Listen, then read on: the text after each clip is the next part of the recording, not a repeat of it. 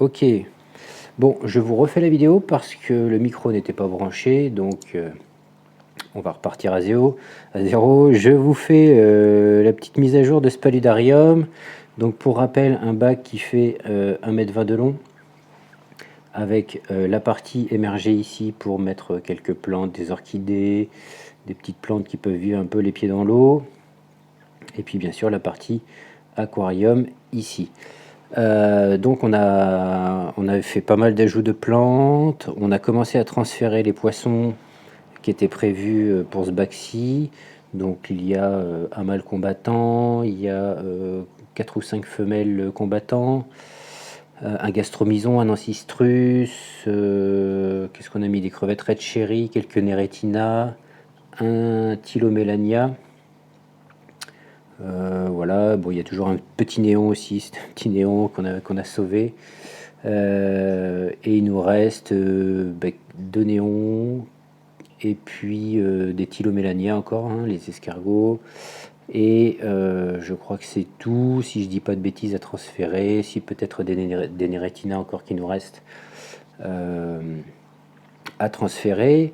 Donc le bac se maintient, on a un peu d'algues filamenteuses, je vais vous faire des plans de plus proches là, qui se sont développées, mais globalement ça se maintient. Qu'est-ce que j'ai à vous dire de plus? Je vais vous faire des plans, je vais vous rapprocher du bac, hop là. Donc aussi également en filtration, on a un filtre JBL E701 dans lequel j'ai installé la mise à jour du E702, ce qui permet une meilleure préfiltration. J'ai également, je diffuse également du CO2 artisanal inline, donc dans la canne de rejet que vous voyez dans le fond là-bas. Je ne sais pas si allez voir la vidéo, je vous ai fait une vidéo. Donc en fait, je fais du CO2 en gel que dans le tuyau, je l'envoie directement dans la canne d'aspiration, ça passe dans le filtre pour ressortir directement au bout du tuyau là. Donc là normalement il y a une sortie qui casse un peu le flux, mais elle est partie. Les algues filamenteuses, je ne sais pas si vous les voyez, donc là-bas il y a un pothos avec les racines qui tombent dans l'eau. Il y a quelques algues qui se développent à ce niveau-là. On a mis des planards bien également. C'est un sable de quartz blanc classique. Également la décoration, ce sont des galets du jardin, des branches du jardin.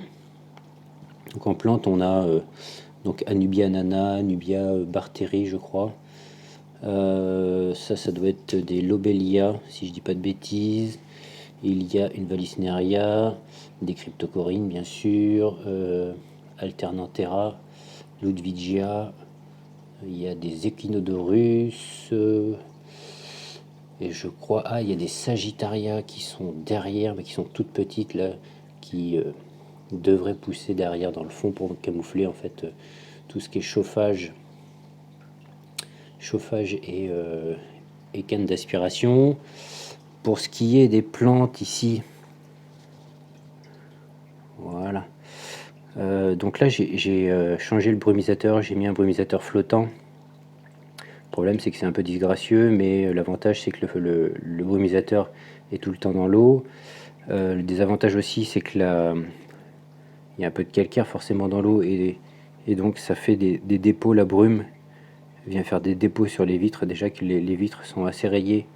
Donc là ça s'empire du coup, enfin le visuel en tout cas. Et d'autant plus que il n'est pas suffisant finalement pour venir humidifier la surface du sol des plantes qui se trouvent ici. Donc on le voit par exemple sur la feuille de cette orchidée qui est légèrement flétrie. Il y en a une autre dans le fond là-bas qui a du mal. Donc je vais voir peut-être qu'un système de brumisation, mais pas à ultrasons comme ça directement avec un G, ça serait mieux pour ces plantes. Donc je vais voir avec une petite pompe, je ne sais pas si je trouve un système, je verrai. La Nepenthes ici est en pleine forme. Donc elle, on l'a sortie de son environnement, du coup les pièges ont un petit peu, voilà, un petit peu fané, mais ça devrait revenir. Enfin c'est pareil, c'est les Nepenthes, les pièges, c'est une histoire de taux d'humidité. Un Tillandsia qui se promène ici. Voilà les poteaux de sauvetage qui sont collés là et qui ont les racines dans l'eau, donc où il y a les fameuses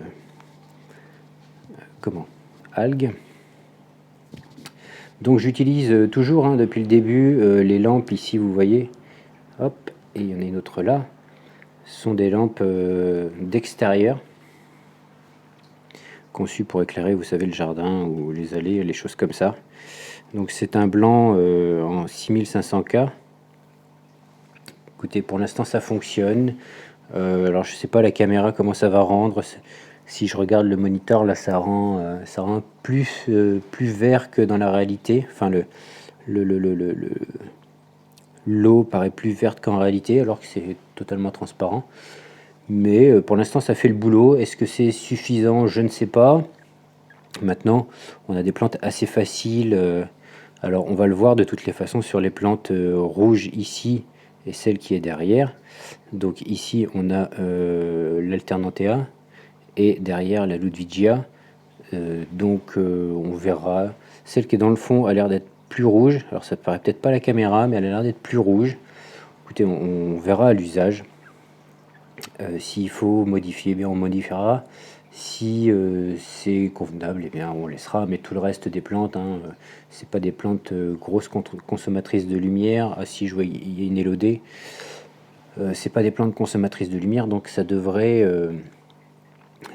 aller. Voilà, je pense que j'ai fait le tour de ce paludarium. Donc ça pousse tout doucement. Bon, la diffusion de CO2 est très très légère, donc ça n'a pas un effet fulgurant, il n'y a pas d'engrais, il n'y a pas, de produits ajoutés pour la pousse des plantes non plus. Donc le but de la manœuvre, en fait, c'est que tout le fond de l'aquarium soit recouvert de plantes, là, quand ça aura bien poussé. Et puis tout l'avant devrait être visible, ce qui permettra de voir bien sûr le comportement des poissons et les choses comme ça. Voilà, et j'en profite pour vous glisser un petit truc. J'ai créé un petit carnet de suivi d'aquarium. Voilà, si ça vous intéresse, je vais vous mettre le lien dans la description. Alors c'est un truc tout basique, voilà. Donc c'est un livret normalement par aquarium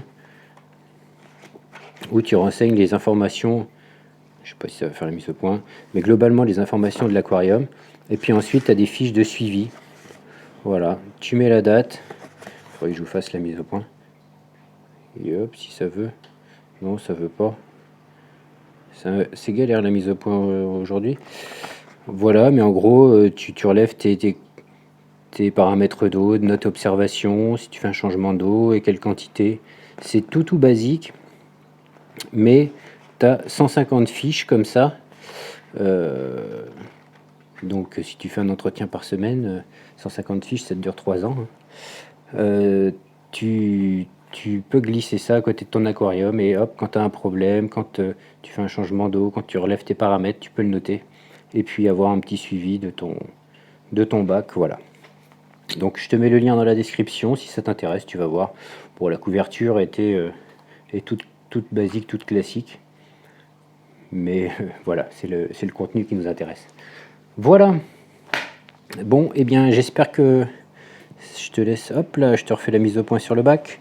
Je te laisse sur ces images. N'hésite pas, bien sûr, à mettre un petit pouce et puis à t'abonner, à activer la cloche, bien sûr. Et je te dis à la prochaine dans une prochaine vidéo. Allez, salut!